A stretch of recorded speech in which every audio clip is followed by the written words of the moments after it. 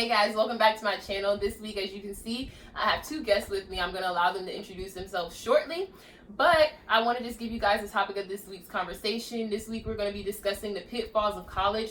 This is a video to kind of share our experiences that we have experienced while being at these different schools, and hopefully leaving tips that will help you guys navigate through college without making the same mistakes that we have made. I'm a senior, he's a senior, she's a junior, so we kind of have some experience at school, and we just want to kind of share that wisdom that we have obtained while being in these schools. And yeah, so I'm going to go ahead and allow them to introduce themselves, and we're going to jump in after that. Hi you guys, my name is Jatyler. Hi, I'm Nette. All right, so they just very playing with the introduction, but anyways, so what school do you guys go to? I am a scholar at the prestigious Florida Agricultural and Mechanical University in Tallahassee, Florida, 1887, period. I attend the illustrious Bethune-Cookman University, located in Daytona Beach, Florida, founded by Dr. Mary McLeod Bethune, the first and only African-American founder of HBCU. All right. As you guys can see, there's a little tension in the room. That's because they're rivals. Woo, I asked them not to cut up on camera, so they're doing their best to hold their composure. As for me, I go to King University, which is a PWI, so I don't have the same experience as they may have, but I have been in college, so I do understand some of the struggles of college. So the first question is going to be, what role has HBCUs in particular played in your college experience? Okay, so with me, I went to a predominantly white high school. So going to a HBCU, it was kind of a culture shock. Even though I lived in a black area, I still was around white people for majority of the time. And going to a school where people look like me and they're seeking the same education as me and higher education and stuff, it really encouraged me and pushed me to want to do better and want to be more successful. And then when I see people graduate and go on and start their careers, it's like I can do that too. So that is why I chose my HBCU. For me, I would agree with Nette.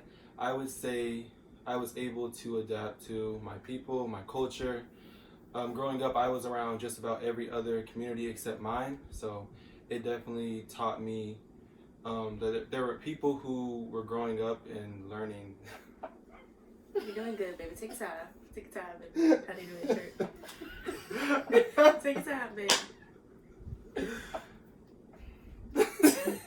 Okay, so they were able to go to HBCUs, or they chose HBCUs as the school of their choice. I, however, went to a PWI, and there are some things that I personally feel like I have lacked. And sometimes I think about it and I wish that I did choose the HBCU to kind of be engulfed in the culture and just around people that were like me, like they said, and have that experience. But I didn't choose the HBCU. No fried fish Friday for you. For Soulful Wednesday. So they got good food. They be slapping. Yeah. Put their foot in it, big toe. Sometimes a pinky, but it's still a foot. You know, sometimes I don't get good food, and it's okay. You know, it's okay. One more semester.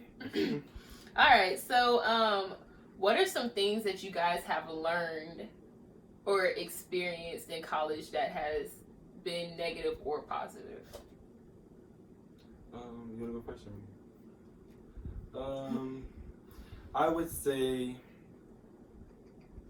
I feel like majority of my professors are black, and I feel like they, let me think. All right, I'm gonna keep it a beam with y'all. Negative, I experienced sexual assault.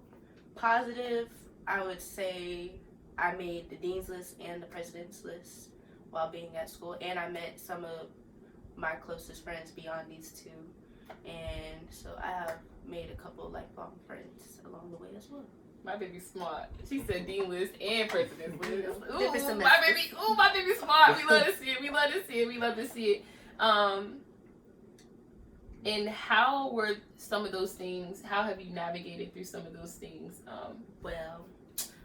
As far as the assault, I went to counseling, got some help, really dipped into my faith more because, not gonna lie, as soon as I got to school, you know, I strayed a little bit, but I jumped back on the wagon, started going to church more, started going to Bible study, and really just had little prayer circles with my roommates, stuff we prayed with each other, just really connected with God more. And then for the dean's list and the president's list, that's nothing but God, because he gave me the smarts. That's nothing but him. All glory to him, and giving me the ability to retain information more. So, yeah.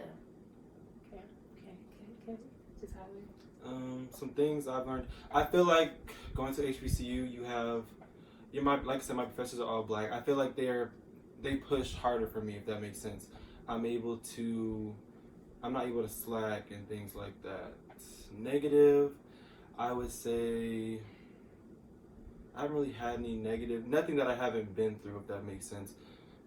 So yeah.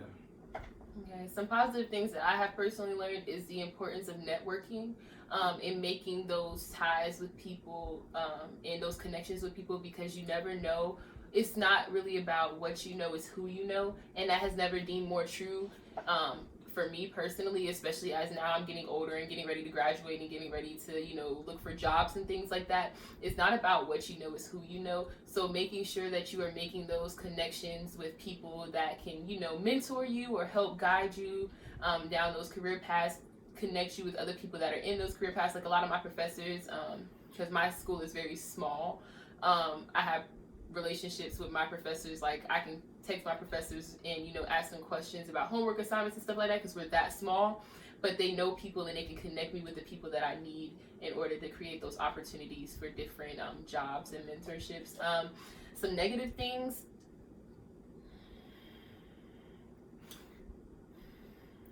Your truth will set you free. I have experienced a lot of negative things, dealing with people, but I have learned more about myself, more about how I control myself and control my emotions, and how I choose to respond to different things. You know, I've experienced a lot of stuff, betrayal, you know, altercations, all different types of things. There have been some things that I have experienced. What have you learned? Like I said, I learned how. Like I said, I have learned how to better govern myself and be in control of my, because at the end of the day, you're only responsible for yourself and how you conduct yourself, and that's all you can be responsible for. So with that being said, I have learned how to conduct myself in a manner where not only does it, you know, honor God, but it sets an example. There are some things, not everything, I've learned that not everything needs a reaction. That's probably one of the biggest lessons that I have learned. Not everything needs a reaction, and that's okay. It sucks, but not everything needs a reaction. So I am here for your growth process. I love to see it on you. Thank you. I'm trying to be the best version of you that I can be. Y'all didn't drag me through the mud. I tell you what, that school done took a toll on my mental health, but it's fine. What are some tips that you guys will give people who are going into college? Be wary of the company you keep. Not everybody is for you. Not everybody has your best interest at heart. And also take advantage of what your campus has to offer. Like if they, as far as counseling, tutoring, extracurricular activities, as like even if there's just a little quiet area in the quad or like a little further down from the campus, like take advantage of areas like that or stuff like that, because that could really play a role in your mental health and you being successful in life. So I agree with Nette, and just to piggyback off her, I would say to find something that interests you. Find a hobby. I feel like we have so many opportunities, organizations for people to join. There's no reason why you should be in your room. And there is so many things out here. There is no excuse not to have something that interests you. Like we can all be successful, even if we're both doing the same thing. Say we're both doing hair, like we can do this together. we don't have to be in competition. Like, really just take advantage of building with people instead of building against people. Yeah, and make the most of it. That's what I could say, 100%. You have 4 years to really figure out who you are as a person. So I feel like Nette said, learn how to network with people, learn how to market yourself, and just grow as an individual. I will say some tips that I leave is to make sure that you plug in and that you connect, like they said. That's something that's very important, especially for people who are going to small private schools or even big schools, because you know it's easy to kind of get lost in the mix at big schools, but it's also easy to feel like an outsider in a small school. So I say most definitely plug in, link in, whether it's a study group, and you know we have Bible study groups. Y'all have Bible study groups, right? Yeah, prayer groups and stuff like that. You know, plug into those if you plug into those, because that's something that I think is important, you know, especially during that time of transition, because it can be very stressful transitioning from high school to college. And, you know, it's a lot of new things going on, and it can be a lot at one time, and it can be very overwhelming. So plugging in, utilizing those resources, like Nette said, you know, if you are struggling, changing with the changes and adapting to the new environment, seek help. If you need to go to counseling for a little bit to kind of help you, you know, transition into that new phase, do that, because those are what those resources are there for. I say mindful that even though we are going into college, that not everybody has a grown woman, grown man mentality. There are some people that are still very immature, very childish. They have a lot of ways on them that can be very high school behavior that they will bring with them to college. And the reality of it is only 3 months ago they were in high school. So it's an like people are going to grow, they're going to change. Now some of them may hold on to them behaviors all throughout the whole period that y'all are there, but pick up on that, find other people to be around, because you don't want those ways to kind of, you know, cause you to be in the mix or in anything that you ain't got no business being in. I say being very selective over who you allow into your circle. I know when you're new, you want to kind of embrace everything and anybody. Be very mindful.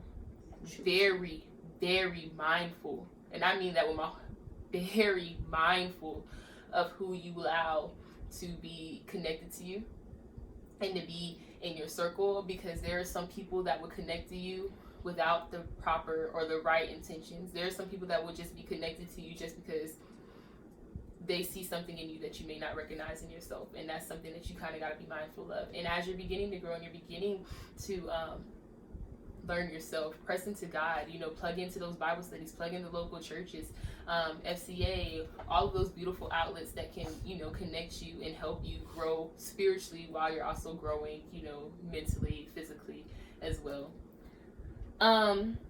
So the last question that I have is, how has Christianity played a role in college life? Where you go? I would say, so when I first started going to college, I can't lie, I was not going to church, how my mother would always make me go. And I realized that I really need God for just about everything that I do. I learned prayer works. I learned the faith of a mustard seed more than anything. I would definitely say I got a strong relationship with God. It really made me realize. I grew up in a Christian household, very in the church, very active in the church. So first thing I was told to do as soon as I got there, my papa told me, find you a temporary church home. Got there, did not do that. Really got led astray on some other nonsense. But then as soon as I started like taking a step back, like, hey, I'm not liking who I'm becoming and stuff, I started leaning more towards God. And by me refinding God and everything, it helped me get on track. It helped me stay focused on what I want out of life and what I wanted in that moment. And I think without him, I would not be where I'm at today. I'd probably be somewhere doing Lord knows what and a whole bunch of other critical confusion. So God has really molded me into the woman that I am, into the woman that I'm becoming, into the woman that I'm going to be. So God is very important. He do wonders. Blessings always come down when it comes to the big man upstairs. He do. So for me, I would say most definitely, for me personally, I have found myself in a position where I have leadership positions on campus. I'm an RA, I'm a chair on SLAC, I was SGA president. So I had a lot of leadership positions where it put me in a position where people would come to me just to talk, come to me just to vent, come to me just in general with whatever it is that they're dealing with. So I think with me in those leadership positions, that put me in a position where I ministered a lot to people. And I think something that people tend to think of is like, oh, when you're ministering, it sounds like you're about to preach the gospel and everything like that. But ministering doesn't have to necessarily be like that. It can just simply be like, hey, let me pray with you. Hey, I know this is what you're going through, but I want you to agree with me, touch and agree with me. We're going to pray and trust that God is going to do X, Y, and Z. Ministering can look a lot of different ways. So I feel like those leadership positions are ways that you can show God to other people. Like they said, I think something that's kind of common is when you're getting ready to go to college, it is really easy for you to take a step back from Christ. I'm gonna keep it a beat. When I first went to school, I wasn't in church. I had went to FCA a couple times. I wasn't reading. I wasn't really praying like that for real. I didn't go to church, I think, for probably like the first 3 months. And then, different, people and stuff like that were like, hey, this is a church that I go to. You should come with me. And then, I went with them. And then, every now and then I would go on my own if they didn't take me with them and stuff like that to kind of reconnect and replug in. I think one thing that I have learned through college is that I found God for myself. It's easy when you're in a household. Like, we've all are drug babies where we've been drugged to church. Our parents have taken us since we were younger, and it's never been a question about whether or not we were in church on Sunday morning. But when you get older, there is that time where you can make that decision for yourself, and you have to make that decision for yourself that you're going to pursue God, that you're going to chase God. And I think for me personally, and a kind of commonality between all of us is that we went back. That's one thing, and we realized that was something that we needed to hold on to, because that was the basis of who we were. That was one thing that had helped us navigate, and it's really all we knew. It's all we know. You know what I'm saying? That's all we know. We've been taught, and that has been instilled in us since we were young. And when you go away from, it's kind of like crack. You just can't. I probably should not have just compared Jesus to crack. I'm addicted. But let me tell you, get me right. Get me. What did you just do?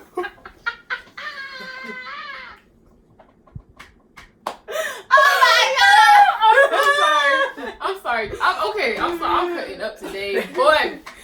Anyways, like she feeding, boy, itching, twitching. I'm just telling you, it's like you go through withdrawals, and like, I'm gonna keep it real with y'all. This is a transparency moment.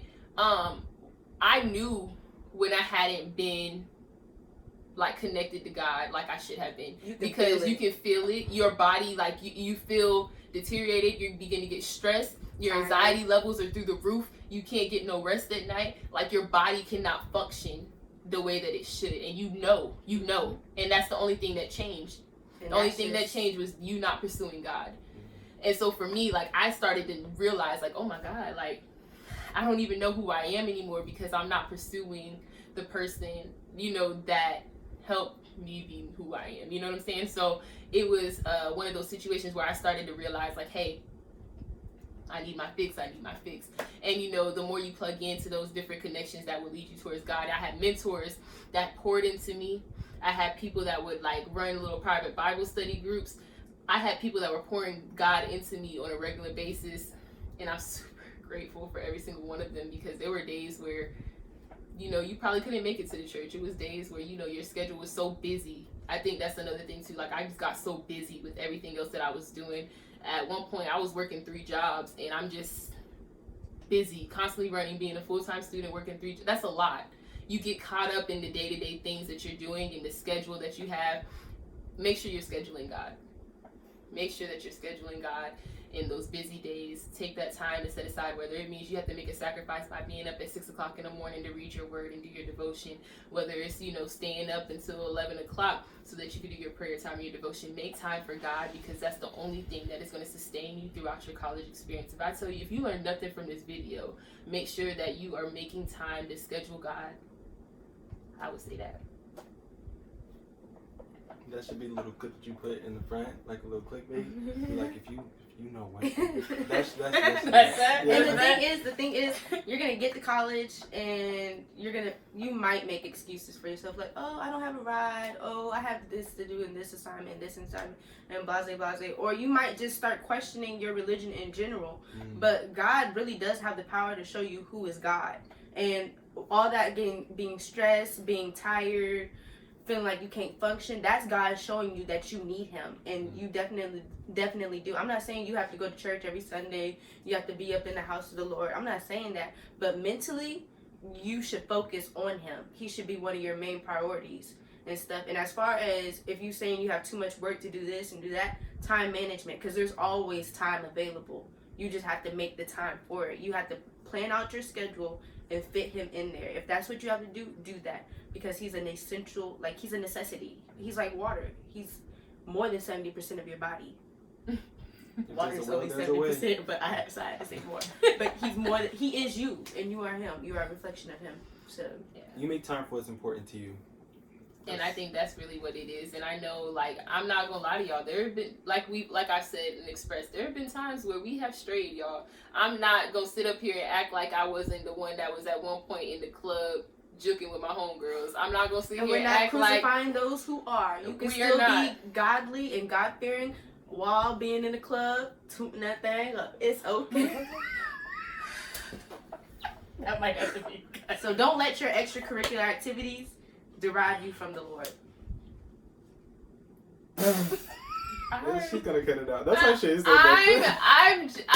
you know, I hit it right on the head. It was very straightforward. Transparency, like I said. Black, no sugar. You know, being in the club, juking, you know, drinking a little something. You know, that's it. The devil's lettuce. Who? Oh no, we don't do that. We don't. Cut that out. Anyways,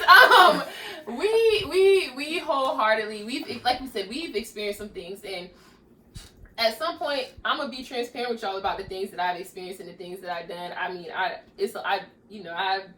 You stuttering. I've experienced some things throughout college, things that I probably never would have experienced if I would have been doing right. But you're going to make mistakes. You're not going to get it right 100%. We're human. That's really the reality of it. We're young. It's easy for us to be, persuaded to do things that we may not normally do. Y'all, God is a forgiving God. I'm not saying abuse his grace, but God is a forgiving God. And if he will forgive me and forgive them, he will most definitely forgive y'all. So I just said that wasn't an insult. Why you looking at me like that? They looked at me like I was trying to throw them under the bus. Like I didn't just say if he would forgive me. Like, jeez. Anyways. This is a lot. You got your work cut out for you with the editing. Anyways, like I was saying, guys, he is a forgiving God, and grace. Don't abuse grace, but there is grace for when we do fall and we fall short. All the time. But I thank you guys for tuning in with us. This has been fun. A little chaotic, but it's great. I'm going to leave their Instagrams and social media in the bio. So, y'all can follow and check them out. And y'all, we'll see y'all next week. Peace out, guys. Touch somebody's hand. I'm sorry, that wasn't funny. I'm gonna stop playing with God's top like that. May his grace and peace be with you. May his peace be with you till we be again. May his peace be. Go to church with it. May he bring